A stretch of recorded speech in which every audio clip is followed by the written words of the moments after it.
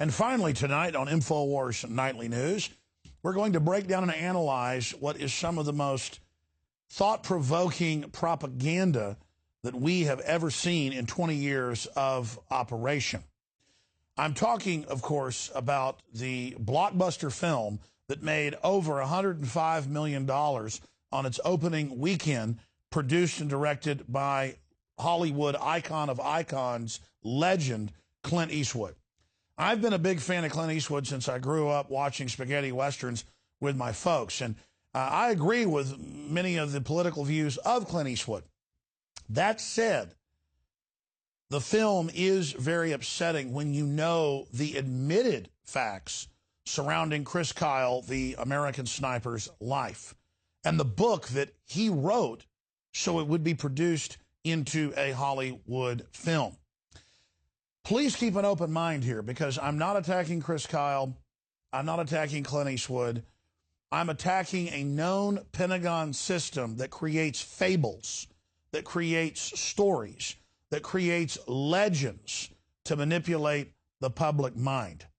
Now, before I get into the film itself and my review and breakdown, it's important to note that in a few minutes we'll play a clip of where I actually had a discussion with Chris Kyle shortly before he was killed outside Dallas, Texas. So I've talked to Mr. Kyle on air, and I've also talked to some of his friends and family.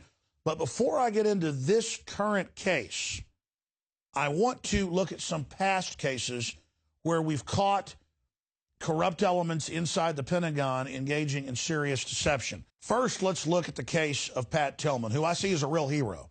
Gave up a lucrative contract to go join his brother fighting who he believed was involved in the September 11th attacks. He began to write home to family and friends saying this whole war is a fraud and we're helping him grow the drugs and it's a scam. I'm going to come home and expose it. Well, they executed him, then claimed he was a hero who died charging a machine gun nest fighting Al-Qaeda. It later came out, because the Army coroner wouldn't lie, that he'd been killed by friendly fire in an apparent homicide. Now, pay attention to this pattern. Pat Tillman was worth billions in Army and Pentagon recruiting money. They couldn't allow him to then turn against it, so he had to be taken out, because this pattern repeats over and over again. Remember Private Jessica Lynch? It even came out that Jerry Bruckheimer, the Hollywood producer, was on sat phone directing how to save her at the hospital, which they knew the Iraqis had pulled out 3 days previous. They gave her credit for battling this column of Iraqis in her supply truck as the men cowered in fear. Well, the men began to speak out and say, we actually fought them. She hid in the back in fear. So not one, not two, not three, but 4 different members who were actually in the firefight all ended up dying, getting shot in the head, being found dead in their cars, being found in a puddle of water, because dead men tell no tales. Then Private Lynch went public in a press conference and said, it's all a fraud. I was told to lie, to put out a book, to put out a movie. They already had Hollywood deals to come out and show her as this hero, to recruit women into the military, and to sell the military on the idea of putting women in frontline combat. All I know is I don't believe that Jesse Ventura said you deserve to lose a few. But as soon as he said the thing on O'Reilly and stuff about, yeah, he said you deserve to die, you guys deserve to die, when the family's right there, that is made up, period. I knew it was bull then. I feel the opinion that he said exactly what I thought he heard. And I feel horrible about it coming out the way it had, and I'm sorry I handled it the way I did on your show. I guess I should have just denied it and said, I don't know what you're talking about. And again, right now he sounds like a nice guy, so I'm completely blown away by this, because Ventura sounds credible. You know, Kyle, right now sounds calm and nice. And I mean, I don't know what kind of psyop this is or what this is. Just as with Pat Tillman or with Jessica Lynch, when the asset, when the front man's story is compromised, they kill members of the unit who aren't playing ball, or they kill the front person if they don't go along with it. Now, we don't know what really happened with Chris Kyle, but even before he was dead, we had reporters on the ground in Boston, and we had the surveillance footage that showed men wearing the uniform of his security company, Kraft International, with the Punisher symbol, with the blood dripping, wearing their uniforms and having black backpacks. And we never said that they were involved in the bombing. We surmised that they were probably called in to run security because there may have been intel that there was going to be a terror attack. The media then spun that and claimed that we were saying they were terrorists. So that let us know that we were on target, that they were putting this type of disinformation out.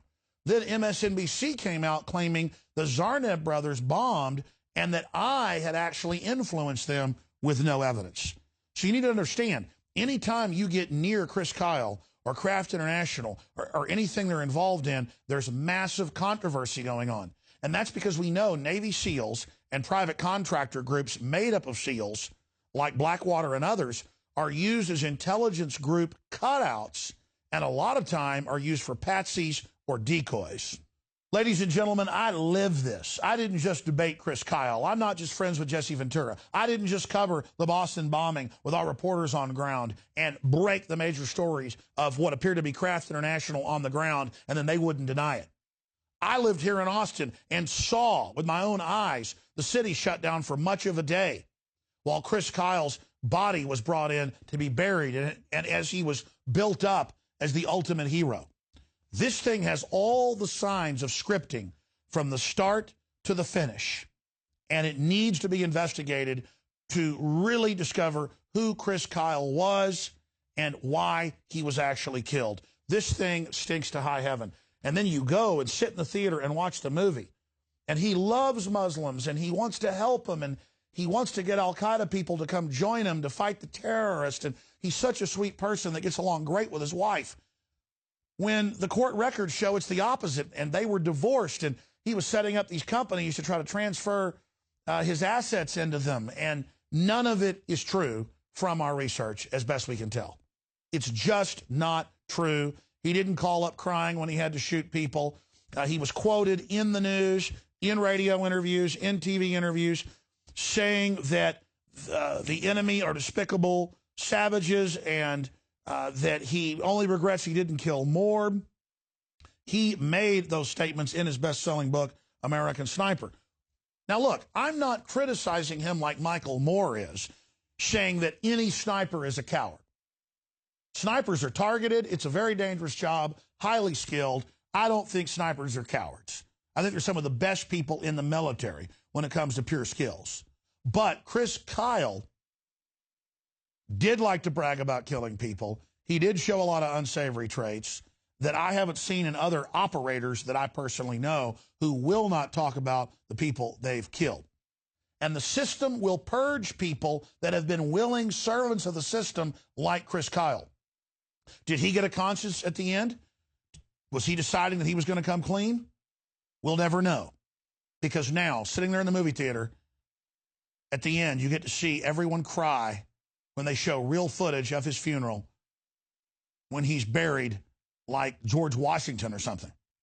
This is part of living in this modern propaganda state. And people need to cut through the emotion and look at the cold, hard truth. It's propaganda and lies that's killing America. A truly moral nation has the high ground and doesn't need disinformation, doesn't need brainwashing to convince the population to go along with the government. The truth is America has been captured by offshore globalist interests, and we're losing our country. The real heroes are the men and women everywhere that stand up for our Bill of Rights and our Constitution and actually stand up for what the American flag symbolizes. As for Clint Eastwood, I hope this is just the fact that he's senile. But this film is so well done, I know that's not the truth. Clint Eastwood has decided to have the biggest hit of his life based on a lie. And in the end, I think it hurts his reputation. I think it hurts his legacy. And for that, I'm sad. Well, that's it for this extended breakdown tonight of American Sniper. I'll be back tomorrow live on the radio, 11 a.m. to 2 p.m. Central Standard Time with a syndicated radio broadcast. And please, never forget, if you're watching this transmission, you are the resistance.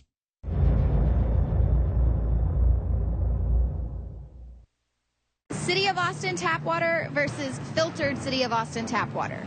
I can taste dirt in it. God knows what's in this. This has an aftertaste. Tastes like Austin water? Yeah, it does.